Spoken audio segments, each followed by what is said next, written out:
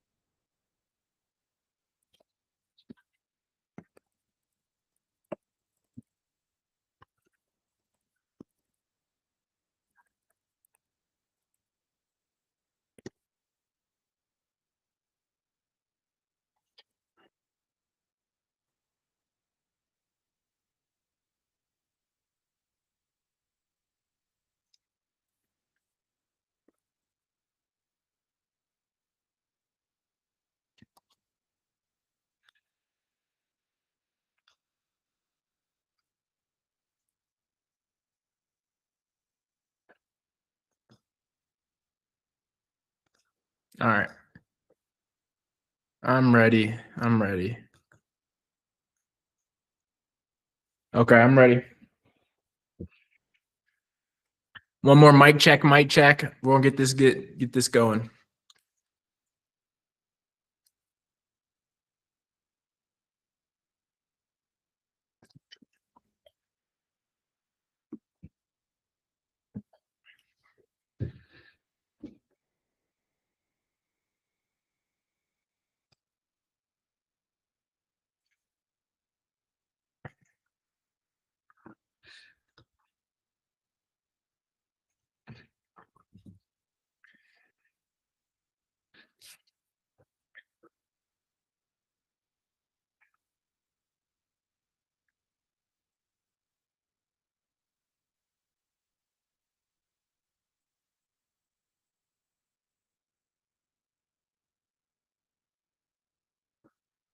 All right.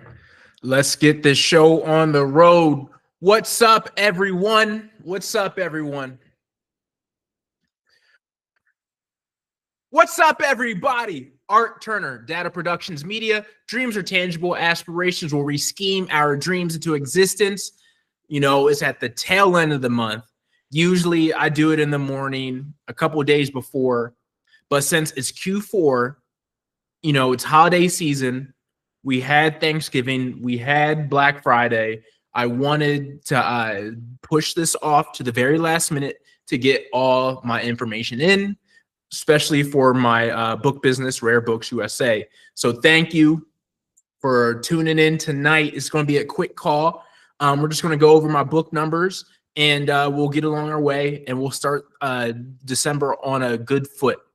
And then for January, so December is going to be another month where it's going to just be pretty much just book information. You know, I'm always doing things for stocks. I'm always putting information, but in January, that's going to be a pretty big live stream for the books, for investing, and all different parts of my business. So I'm just giving myself some grace right now before we kick back up in the new year. I'm just focusing on getting books out the door. But with that said, Data Capital conference call number 33, Sunday, November 30th, 2025. As always, I like to christen off my conference calls with some gematria. Data Productions Media, Capital Investments, monthly YouTube live stream, stocks presentation equals 333 in English reduction, which is highly powerful gematria. And hopefully, if you've been watching these, if you've been attending these, you've been seeing the benefits of this energetic power. Disclaimer, I am not a financial advisor. All investing trading risks you take are on your own. These conference calls are for educational and entertainment purposes only. Any information discussed to be used is at the discretion of the individual, not Data Productions Media, Capital Investments. Data Productions Media, Capital Investments has zero liability in any outcomes from anyone using the information discussed in the conference calls. We're not going over any trading and investing today, but per usual, I'm just keeping to the routine.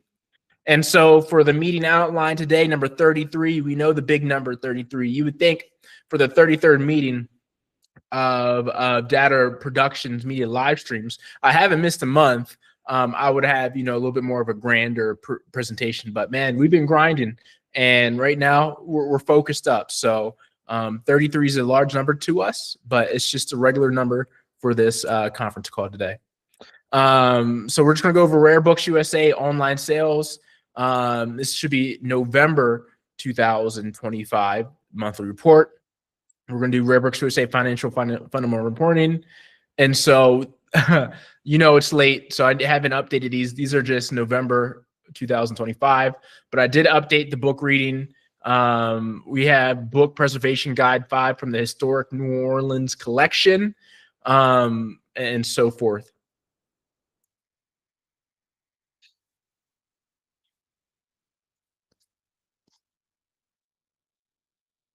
What's up, everyone? Welcome back to Rare Books USA YouTube channel.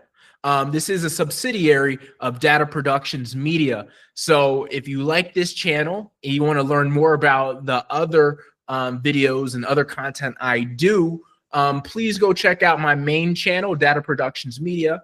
And I have other channels you can check out as well. It's going to be in the link in the description below. But thank you for coming in today. It's going to be a doozy. We have Rare Books USA online sales monthly report, November 2025. And so this has been a good one. This has been a good month for us. This is Q4. And so in the retail business, in the business that we're in, the last 3 months of the year is because of the holidays, sales pick up.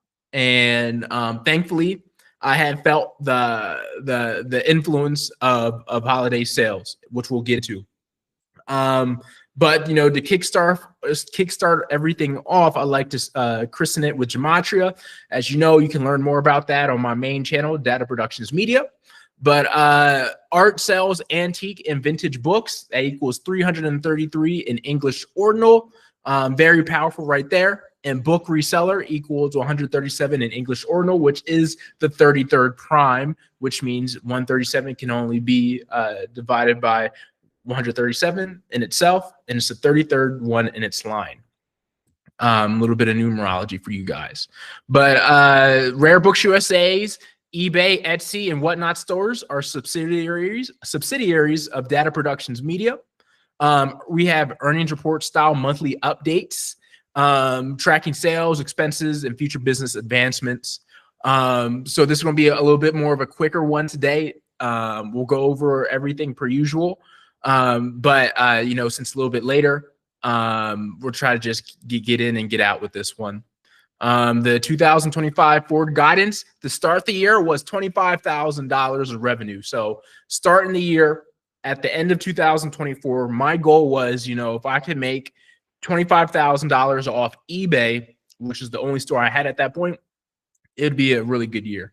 About halfway through the year, with me still doing eBay, me going full time, and me just starting my Etsy platform, I decided to update my forward guidance for 2025 to $30,000 in revenue. And so I've kept it the same at $30,000 in revenue. I didn't want to increase it because I want to leave some meat on the bone for 2026. But as you'll see in the numbers, we've already surpassed the updated forward guidance of $30,000 by a couple thousand already, and we have a month left.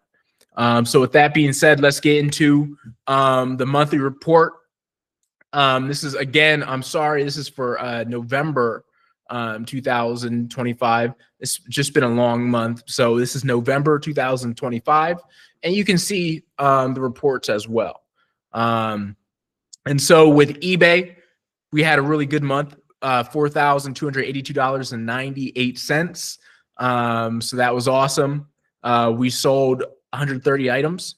The average sale price was $32.95, almost $33. That's awesome to see. When you're looking at Etsy, well, let's backtrack a little bit. So the active listings on eBay. So the goal, if you remember what happened in October 2025, last month's live stream, the goal was to get the 5,000 listings before Halloween. That I didn't do that. Life just got busy. So then the next goal was get to 5,000 listings on eBay and 500 listings on Etsy before Black Friday. And so that was a goal I set out, and I finally achieved that. And I did get to 5,000 on eBay well before Black Friday. So that's awesome. And same thing for Etsy. I'm at 565. So I smoked through 500 listings on Etsy. And I do want to make the difference. I'm not cross-listing on any of my platforms. What you see on eBay is all eBay inventory. What you see on Etsy is all Etsy inventory. There's no cross listing that way. I cross-pollinate my brands, and that's why I have business cards and such, but inventory is all specific to that platform. And that's a big difference I want people to understand as we keep going forward and when you look at different business models and stuff. And remember, this is for November 2025, not October. So for Etsy, I had revenue of $387.67 for the month. And then for whatnot, I've been picking up the pace on it. I've been doing shows every Tuesday consistently. You know, rain, shine. If I sell one item, if I sell 10 items, I'm going to be on Tuesday. That's the goal. Just consistency. You know, pick a time when I know I can be on instead of worrying about all these different, I can try this out, I can do that. You know, for me, I like to have systems in place. I like to build the train tracks, and I like doing things that are within my capabilities that I know I can do. So every Tuesday, I'm on Whatnot doing shows. I have a big show, Magic and Metaphysical show, coming up this Tuesday to start December off. So hopefully we can get even more sales during Christmas time. And so when you add all that up, the month was about $4,848.65. So I'm really close to that goal of $5,000 of revenue in a month. That's one of the larger goals I had for myself in the short, medium, near term that I've had for a good while, is get to that $5,000 revenue mark. And so I'm close. Obviously, I'm getting some help from the holiday season, but at the same time, I've been growing my store a bunch. I've been, not only do I have eBay now, I have Etsy, I have Whatnot. So I have 3 platforms, 3 engines that are pushing money into that total now, and it's only picking up.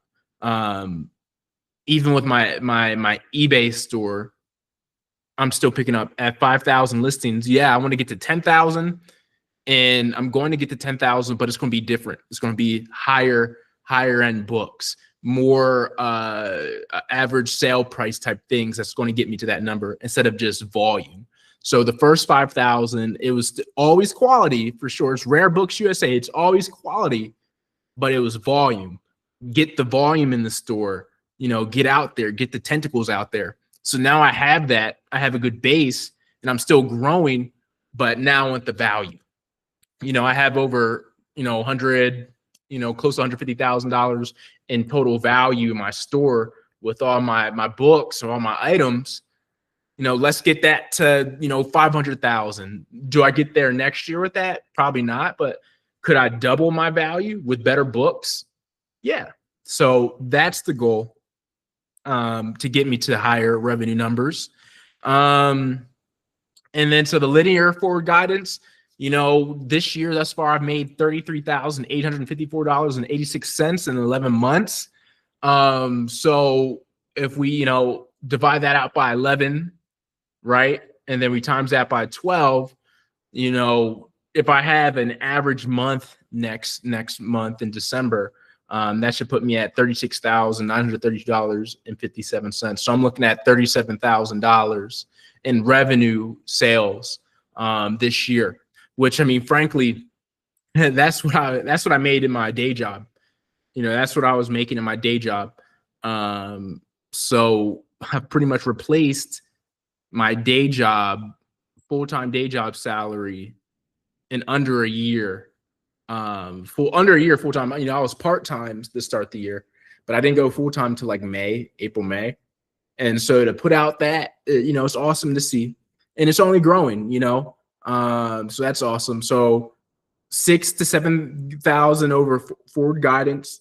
And we're going to leave some meat on the bone for next year, and you guys will be surprised at what I believe I can knock out next year revenue wise. I'm going to still be, reasonable, but I'm not going to be as conservative with my guidance. I'm going to try to push myself, because I know what I'm capable of. So we'll see what we end the year at. So around 37,000. That's what we're at. For the year on eBay, about 32,000 right now, $500 on Whatnot, and I reached over $1,000 on Etsy. So that's picking up, and I'm really excited for what Etsy's going to do for my business in 2026. Very excited. So now let's look into the financials up to this point through November 30th. The assets, they really haven't changed too much. The cash has kind of stayed the same, but I do want to bring up, and we'll bring it up in my net income now with my income statement, my profit and loss, how I account, how I do my numbers is on the conservative side, because I think it makes me work a little bit harder, and it really makes sure I'm doing the right things with my business, right? And so how I do my income statement is, yes, when you buy books, they are assets. You buy the books as assets. They don't become an expense until they are sold, right? So once one of your books is sold, it then becomes an expense. So if you buy a book for $3, it sells for 50. Now that asset becomes an expense of $3, right? And so that's an important distinction when it comes to accounting, doing your finances, taxes, and stuff. But for the specific service purposes of cash flow and making sure I'm not burning through cash, I don't designate books as assets until the very end of the year, before tax season. And so what that means is my general expenses, which is $13,000, that's all books I bought this year, essentially, right? That's all asset buys. So I've spent a lot of money on books this year. 2/3 of my revenue has come from the books. But again, they're assets, so technically they're not real expenses until they're sold. But that does affect my net income. And so my net income right now is negative 943.90. Because my gross profit's 21,000, my operating expenses is 22,000, right? So it's about 1,000 off. But when it comes at the end of the year, I'm gonna calculate what my true expenses are with my books. I'm gonna take the books I have not sold out and actually designate them as assets. And then that's when the numbers look a lot prettier. And that's more or less when it comes to taxes, and you want to show the government that you're making money. And technically, I am, right? I'm just buying assets to be sold later. So technically, my business is running at a profitable rate. It just doesn't show on a daily basis how I do the calculations myself. Now, what do we need to worry about moving forward? So now I have my car payment that's going to be in the mix for my cash flow. And so, that's going to be $450 a month. So now that's going to be weighing on my income statement. So that's why it's important that I continue to rise up my revenue and to offset that. And so if you look right here, my cash runway, number of days until you reach zero balance, if cash is received and spent as projected, is 7 months. So, and that's because last month in October, it said I was well positioned, I was well cashed. I was until my car payment hit. So now I have to make sure I'm doing all the right things to keep my revenue rising. So I don't run out of cash. And so that's just part of the process, right? My cash buffer, number of days until you reach zero balance, if no more cash is received, is 3 months, right? So if I don't make another dollar, I'll run out of cash in 3 months. And so when I look at those, yeah, they're notable, but you also have to understand one thing. It's like, I have separate cash in the background in different accounts, not specifically towards my book business, right? I have my own savings, my own investments and stuff that, I will pull towards if my business needs it. But the goal is to operate at a level, pure book business, be able to run by itself. And we're on the path to that. So, I might put a little more cash in just as a buffer, but I'm really close to having enough revenue to just be able to run by itself. And that's not counting that, I did take out some eBay capital, and I'm finally eating at the principal for that. So, eBay's been taking, or, their loan officer's been taking 20% a month from my sales. So where am I at in my net income once I get that back? Because, I wanted to use that to keep my own cash on hand, but to pay for my car.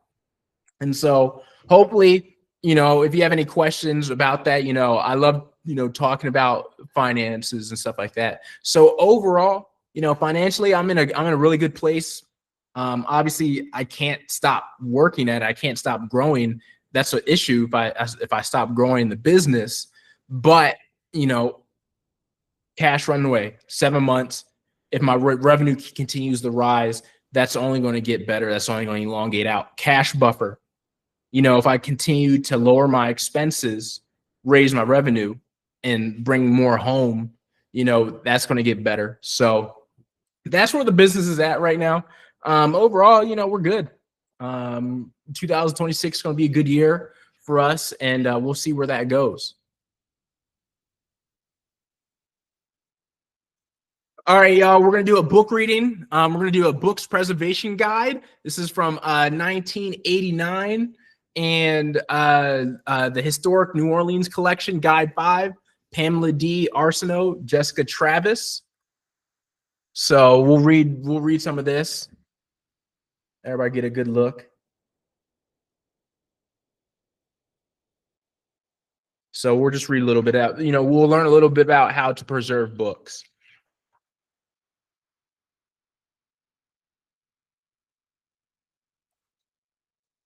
All right. So we'll start off. We'll read a couple pages for the culture. We're not going to read the whole thing, but it's good to learn a little bit.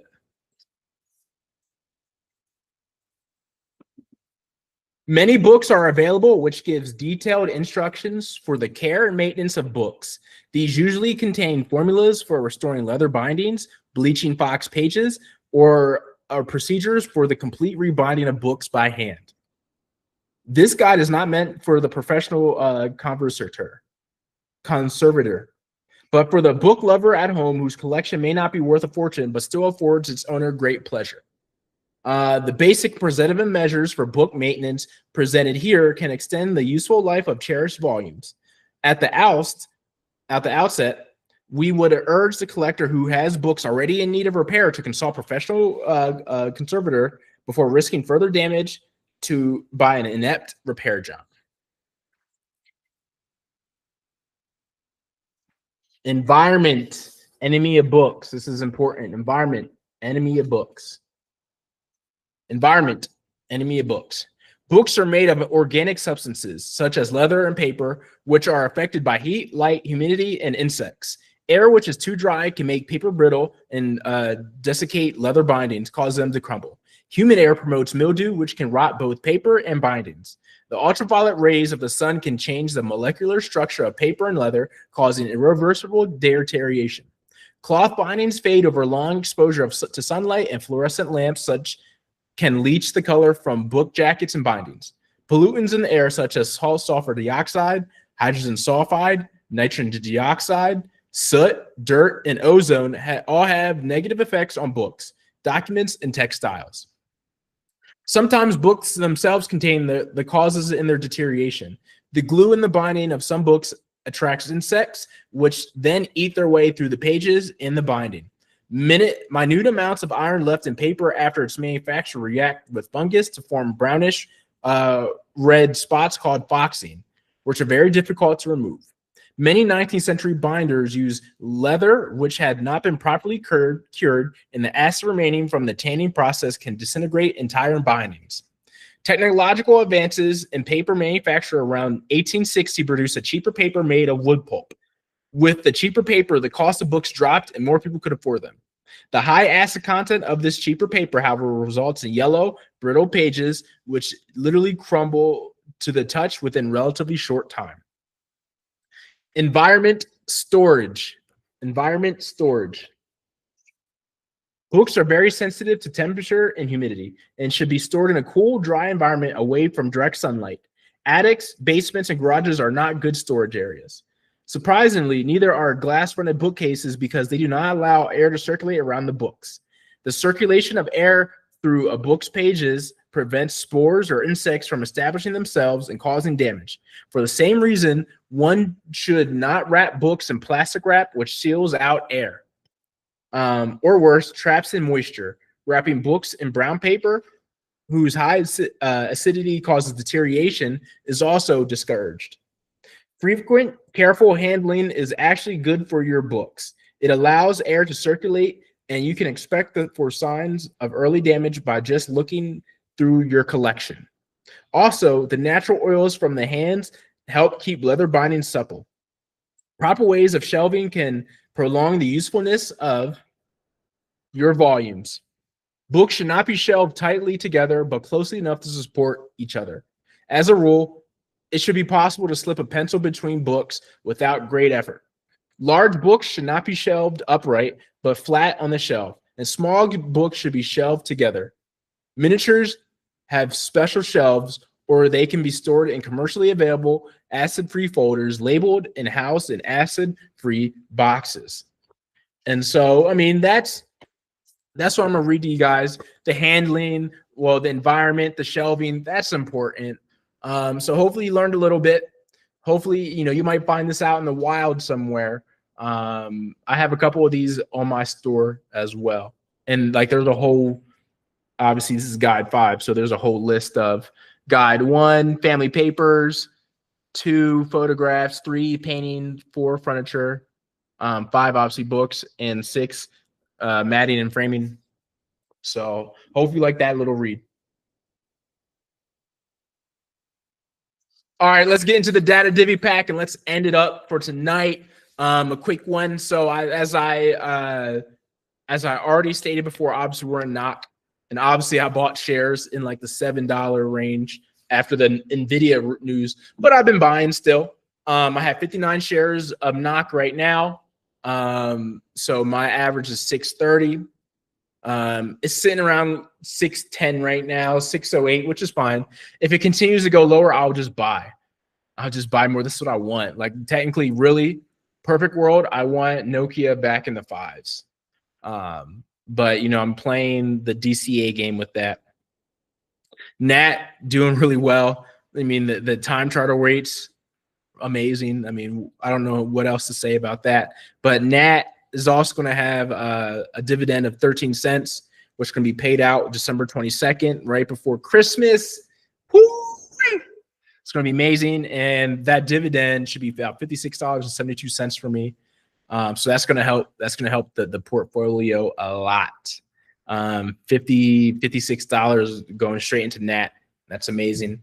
So overall, I'm up $238.81 for November with these 2 dividends. And, I'm probably going to keep putting money into knock. And how I see it about Nokia, look, it's a dividend company. It's international, so it has an ADR fee, but it's back in its growth stage, right? With this AI boom, Nvidia has backing behind it. It has American backing behind it. So in a lot of ways, it's a growth company. And so for me, the dividend is really just paying off the ADR fees. It's going to stay in the data Divi pack because it pays a dividend, but how it's really shaken out, the growth is going to be in the capital appreciation, not in the dividend. Just how its base is set up. So again, is it the best circumstances? Do I wish Nokia was an American company, not on ADR? Yes. But when I look at the landscape of trying to get into this technology at a reasonable price with good growth, I mean, I had to go outside of America right now because it's just too expensive with all the companies in the AI quantum space. So the total amount of dividends for the year should be $217.66. So that's it. Yeah, that's it, y'all. So hopefully this was 30 minutes on the dot. So hopefully you guys enjoyed this. Please, if you have any questions, just reach out to me, comments section, whatever like that. But it was a good month of November. It was a busy month. It's going to be a busy month of December as well. And then when it slows down a little bit in January, you can start to expand again and get back to the real topics. But with all that being said, my name is Art Turner, Data Productions Media. Dreams are tangible aspirations where we scheme our dreams into existence. I love you all, and I'll see you in the next video.